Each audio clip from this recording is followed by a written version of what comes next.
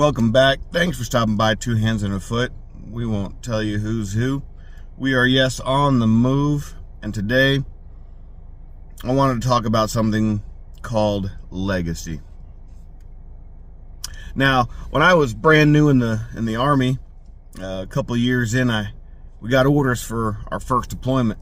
And I was a young specialist then, and I had heard that the senior non-commissioned officer of the entire area of operations was a close friend of my father's. So I emailed him and I said, "Sergeant Major, just want to let you know I will be in that area of operations for my deployment. It'd be kind of cool if, I got a chance to see you and say hello." So he emailed back a couple days later and said, "Hey, congratulations on your deployment. Great job on getting into the Army." Explained a few things, and then one of the things he said near the end is hey, if you are 1/10 the soldier that your father was, you'll be one great non-commissioned officer, NCO. Now, my father was an excellent soldier, and both, by standards and by metrics, beloved by all of his superiors, respected by all of his peers. My father was an excellent soldier. And so that's a compliment. If I could be 1/10 the soldier that my father was, I will be an excellent NCO. And that's great. I loved it. And I tried my entire career, even though my career in the military has been a whole lot different than my father's was. I keep that in mind for that part of my life. Now, I tend to turn away from the military and think, well, what legacy is my father leaving me on the non-military side? And I think to myself, you know what? If I could be 1/10 of the man my father is, at the end of my life, I will have lived an excellent life. If I could just be 1/10 the man my father is, I will have lived an excellent life. That's legacy. Yes, my father and I have the military in common, and we can speak the same language a little bit, but he comes from a different era than I do, and all of these things, and what have you, what not, that's not important. In the grand scheme of things, it's not important. What's important is, do I want to be like my dad? The answer is yes. The man my father is, I don't have enough words to describe how awesome a man he is. How loving and awesome a husband he is to my mother. How awesome a father he has been to both my brother and I.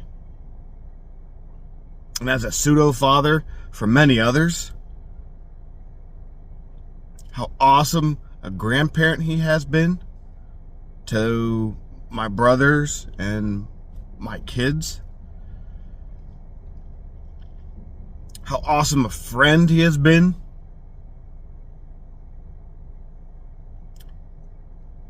So I think about that. And I want those characteristics in my life. So I'm asking you now to think. Hopefully, it's your father. The importance of fathers in their sons' lives is hugely apparent and hugely missing in today's society. And so I don't want to sound like I'm belittling anybody who doesn't have a father in their life. What I'm saying is this: is there someone like a father, if it's not your father, Is there someone like a father who about who you can say, if you were 1/10 of the man that person is, will you have lived a great life? Now, I know this is kind of steered towards men. Yes, I'm a man. That will never change. I can't change that. I don't want to change that, even if I could, but I can't. So yes, I'm gearing this towards men. Men, do you have someone in your life about who you could say that?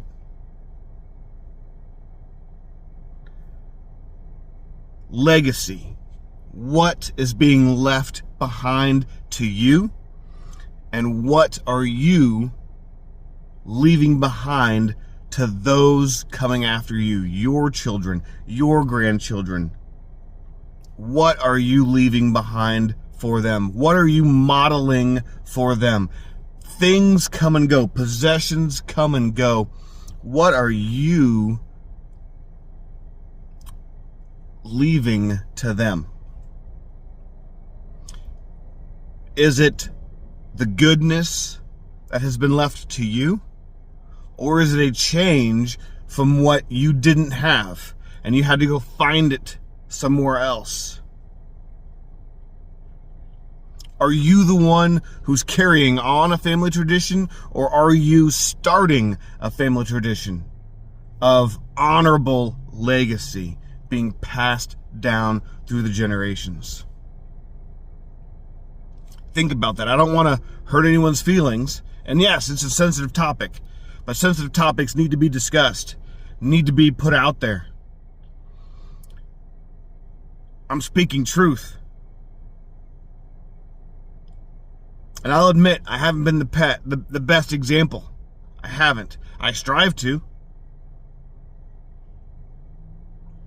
So I'm not sitting here from a high and mighty position either.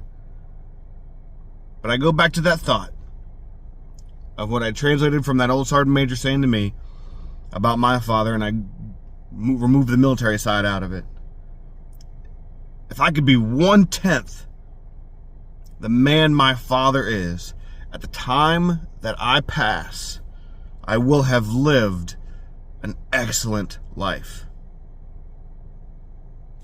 Well, that's all I have for today. I hope this spoke something into you. I hope this moves something in you. I hope this does something for you, because it's done something for me. I'll catch you all on the flip side.